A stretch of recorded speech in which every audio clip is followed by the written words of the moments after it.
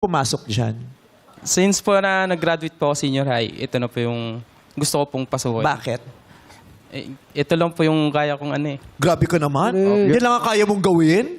Hindi naman, marami ka naman ito lang kaya. po yung pinaka-gusto ko pong pasukin simula po. Bakit nga? Anong dahilan? Dahil ito ba yung impluensya ng meron kang kamag-anak na Opo. matagumpay na Opo, security guard? Yeah. O may isang mabuting security guard na nakatouch ng buhay mo? Anong dahilan? Ikwento mo! Ay, sorry. Bali, kapatid po ng papa ko po, yung tito ko po, bodyguard po siya.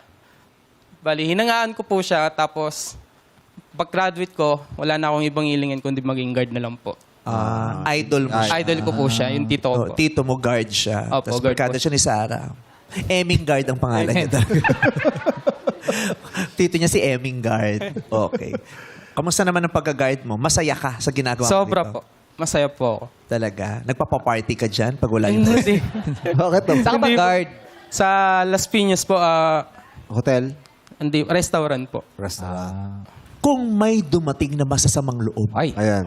mga may dalang mahahaba, pinasok kayo, ikaw lang ang gwardya, anong gagawin mo? And paano pong malalaman? Di ba tinitrain kayo, di ba? Sa ganong pagkakataon, anong itinuro sa inyo sa training?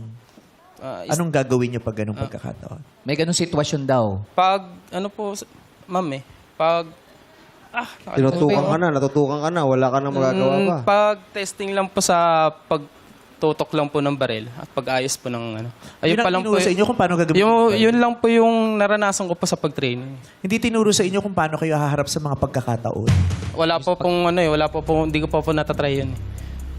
Parang kulang ang training. Opo, kulang po ako sa training. Ako na training! Ako talaga?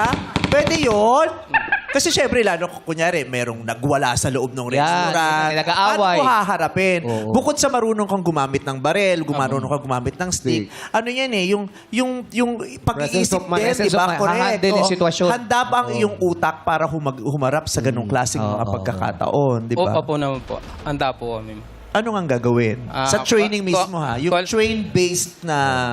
Kung halimbawa, Walang pambayad. wala po pambayad tapos sila pa po yung nagrereklamo. Ikaw magbabayad. Hindi po. Kung halimbawa po, umamba na po sila, doon na lang po kami kikilos. Pero Anong gagawin mo pag umamba?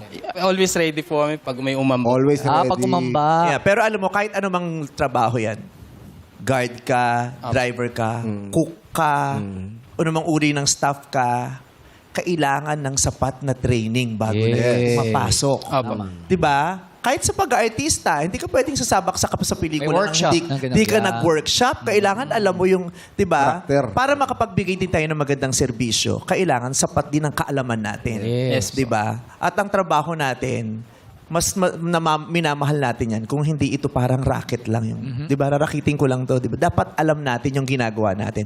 Kasi yung kakulangan natin ng kaalaman sa ating trabaho, hindi lang makakaapekto sa ating trabaho, makakaapekto rin yan sa mga taong pinagsisilbihan natin. Tama. Di ba? Lahat ng trabaho, mayor, konsihal, congressman, yung mga nilalagay natin dyan, alam ba nila ang kanilang trabaho? Diba? Kasi kung hindi, huwag natin silang ilagay no kasi hindi nila magagampanan ang kanilang tungkulin. Diba? That goes for everyone. Diba? Lahat ng manggagawa, lahat ng dapat alam natin ang ginagawa natin. Tama? Yes. Kahit cook ka, Yes. hindi pwedeng mas galing kang magluto lang. Kailangan alam mo rin kung paano gamitin ang aparato. Kasi maaari kang lumikha ng sunog. Correct. Oh, yeah. Papahamak. Mapahamak, may mapapahamak. Sa Diba? pagka-drive, ganun din. Mahalaga ang training. Sobrang halaga ng training. Hanap tayo ng masayang kwento naman tayo.